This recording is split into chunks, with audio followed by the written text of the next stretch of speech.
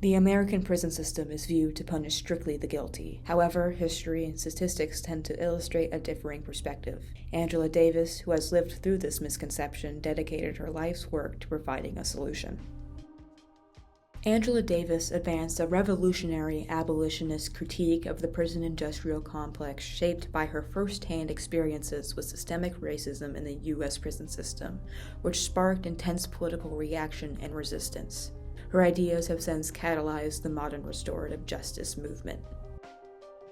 In the mid-20th century, the American South was a hotspot for the Civil Rights Revolution. In Birmingham, Alabama, horrifying racial terrorism was the norm for Black Americans. It was here that Angela Davis grew up hearing explosions and losing neighbors and friends. She later became an esteemed professor of philosophy at UCLA, but was unfairly terminated for her communist connections. Consequently, she was falsely implicated in a hostage situation and landed on the FBI's 10 most wanted fugitive list. When found by authorities, President Richard Nixon congratulated them on their capture of the dangerous terrorist Angela Davis. The ensuing trial and incarceration gave birth to ideas of prison abolition and the prison industrial complex.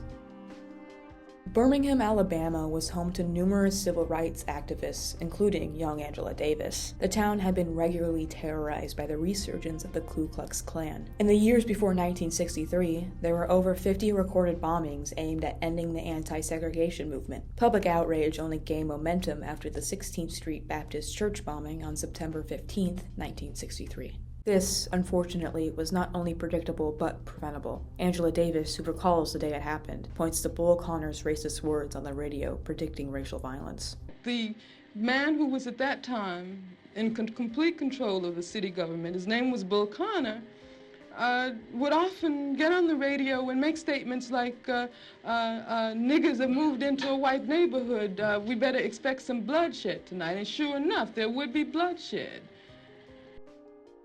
On January 13, 1970, in the Soledad State Prison, W.L. Nolan, Cleveland Edwards, and Alvin Miller were engaged in a fistfight when Officer O.P.G. Miller opened fire on the black men. Though no black prisoners were permitted to testify, Officer Miller was exonerated with a ruling of justifiable homicide. Minutes after Soledad inmates discovered the jury's ruling, Officer Miller was found dying in the Y-Wing. The following investigation implicated George Lester Jackson, Fleta Drumgo, and John Wesley Clett in the murder. On January 14th, these men, nicknamed the Soledad Brothers, were charged with first-degree murder. In the following months, George Jackson wrote to Angela Davis about conditions and the mistreatment based on race in the O-Wing. Jackson wrote, "It destroys the logical processes of the mind. A man's thoughts become completely disorganized. The noise, madness streaming from every throat, frustrated sounds from the bars, metallic sounds from the walls, the steel trays, the iron beds bolted to the wall, the hollow sounds from a cast iron sink or toilet, the smells, the human waste thrown at us,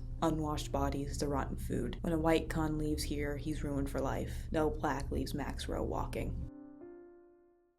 Influenced by her upbringing, Angela joined the Soledad Brother Defense Committee, while Black Californian lawmakers investigated conditions in the O-Wing. Many of George Jackson's claims were corroborated. Through her letters with George, Angela fostered a strong connection to him and the Jackson family. Her involvement with the case led to her termination at UCLA for communist connections. As tensions grew, on August 7th, George Jackson's 17-year-old brother held up the Marne County Civic Center during a trial concerning an unrelated stabbing of a Soledad guard. He and the two other prisoners present took the Superior Court Judge Harold Haley, Deputy District Attorney Gary Thomas, and 3 women from the jury hostage. In the shootout with authorities, Jonathan Jackson, Harold Haley, and prisoner William Christmas were killed as they fled from the Civic Center. The firearms used in the attack were registered under Angela Davis's name, and a warrant was quickly issued for her arrest. FBI Director J. Edgar Hoover put her on the FBI's top 10 most wanted fugitive list. The manhunt would last nearly 3 months as she evaded capture and fled to New York City. When she was found on October 13th, President Richard Nixon congratulated the FBI on its capture of the dangerous terrorist,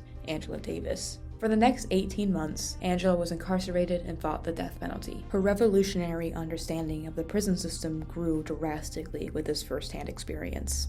After her capture in October, Angela stayed in New York custody as a battle commenced about the location of her trial. If Angela were tried in California, according to state law, she would be held just as liable as Rochelle McGee, the second prisoner and lone survivor responsible for the Civic Center attacks. This meant that Angela would also be facing the death penalty. During her time in New York, roughly 3 months, she was held primarily in solitary confinement. In later interviews, she clarified that solitary confinement had affected her deeply. In December 1970, she was extradited to Marin County Jail in California, then relocated to a temporary detention center in Palo Alto. In her trial, she uniquely represented herself in addition to a counsel. She was found not guilty on June 4, 1972, by an all-white jury. Upon securing her freedom, Davis began her work as a revolutionary abolitionist against the prison industrial complex.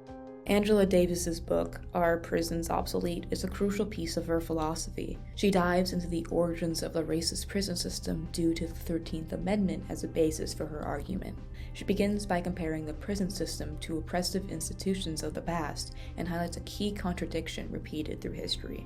But it should be remembered that the ancestors of many of today's most ardent liberals could not have imagined life without slavery, life without lynching, or life without segregation. This connection forms the foundation of the modern prison abolition movement. Society, according to Davis, stops its proactive thinking at prison, much like those in history regarding slavery. It has become the end-all be-all, and rarely are any other options widely considered. Harrowing statistics show that more individuals struggling with mental health are incarcerated than in mental hospitals, and that much of the prison population is repeat offenders. So, Davis poses the radical question, does it even work? Davis cites that anti-prison movements are dated to the first occurrences of the penitentiary system, further questioning our modern reluctance to consider alternatives. Notably, she included Charles Dickens' criticism of the penitentiary and its emphasis on solitary confinement. I hold this slow and daily tampering with the mysteries of the brain to be immeasurably worse than any torture of the body. Because its wounds are not upon the surface, and it extorts few cries that human ears can hear. Davis points out that in our reluctance to consider other avenues of rehabilitation, that we perceive prison as an institution as everlasting as the sun. The prisons then become, ideologically, society's dumping ground for the undesirables, and in this mindset we ignore the implications of the disproportionate number of incarcerated individuals pulled from certain populations. Historically, in America, incarcerated populations were largely dominated by people of color. This was no mistake, and in the days following the abolition of slavery, the slave codes reformed themselves into segregationist laws. The southern United States adopted vagrancy laws, which were almost exclusively applied to black people. While the 13th Amendment abolished slavery, it made a key exception.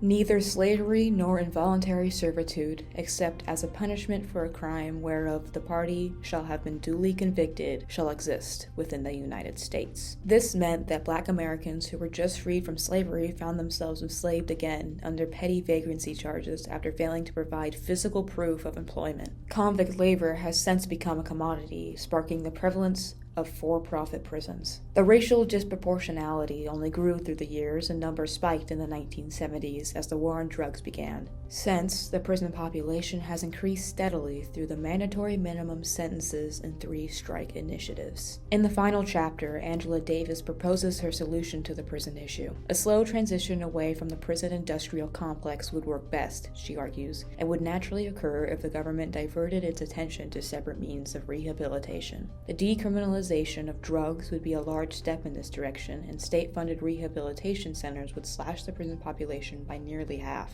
Angela Davis argued for restorative justice's validity instead of the alternative, and these ideas only prevailed in the recent Black Lives Matter movement, though her ideas have still not been accepted by the mainstream. The book was written 23 years ago, and society has yet to overcome its reluctance to abandon the prison system. Many worry about the most violent among us. We fear for our safety and justify the abuse of many for the horrifying actions of the minority. Angela Davis has spent her life advocating for restorative justice. During her years of action, she has been a professor at UCLA, on the FBI's top 10 most wanted fugitive list, and the subject of a high-profile, nationally followed trial. Through these strong political reactions, she formed a revolutionary critique that called for the reformation of justice as we know it.